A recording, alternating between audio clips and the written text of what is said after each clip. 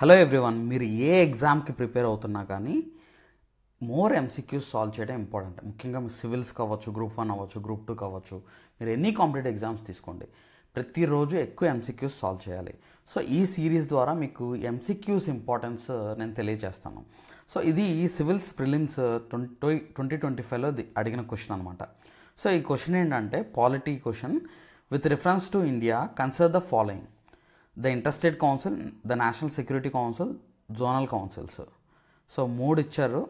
ఇందులో how many of the above were established as per the provisions of the constitution of India. అంటే కాన్స్టిట్యూషన్లో ఉన్న ప్రావిజన్స్ని base చేసుకొని ఇందులో వేటిని ఎస్టాబ్లిష్ చేశారు అంటున్నారు.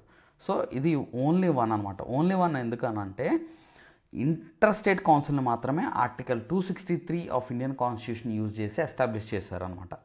So whereas national security council వచ్చేసరికి ఇది క్యాబినెట్ సెక్రటేరియట్ ద్వారా ఎగ్జిక్యూటివ్ బాడీగా దీన్ని ఎస్టాబ్లిష్ చేయడం జరిగింది through executive order. Okay, so కాన్స్టిట్యూషన్లో ఎక్కడ మెన్షన్ చేయడం జరగలేదు నేషనల్ సెక్యూరిటీ కౌన్సిల్ గురించి. అండ్ వెరాజ్ జోనల్ కౌన్సిల్స్ వచ్చేసరికి స్టేట్ రీఆర్గనైజేషన్ యాక్ట్ 1956 ద్వారా జోనల్ కౌన్సిల్స్ని ఎస్టాబ్లిష్ చేశారు.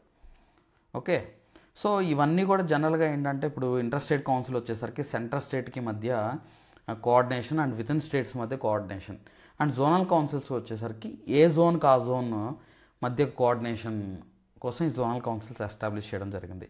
సో కాన్స్టిట్యూషన్లో మెన్షన్ చేసిన ప్రావిజన్స్ ప్రకారం అయితే ఓన్లీ ఇంటర్ స్టేట్ కౌన్సిల్ని ఎస్టాబ్లిష్ చేశారు. సో ఇక్కడ ఆప్షన్ 1 ఈజ్ కరెక్ట్ అనమాట.